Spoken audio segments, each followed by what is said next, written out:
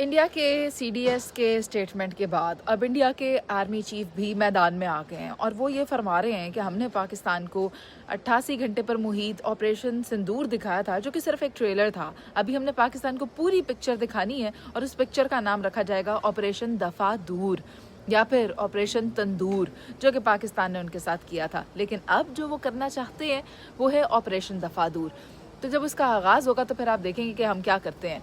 अभी इनके सीडीएस ने ये कहा कि हमारे पास हौसला ही नहीं है लड़ने के लिए, तो इनके आर्मी चीफ पता नहीं द्विवेदी साहब किस जोश में आकर ये बयानात दे रहे हैं। इनके तेजाज जो इनके अपने मेड इन इंडिया जेट्स थे वो तो काम किए नहीं। उनकी तो टैंकी लीक हो रही थी दुबई एयर शो में, जहाँ पर आपने अपने तेजाज दिखाए।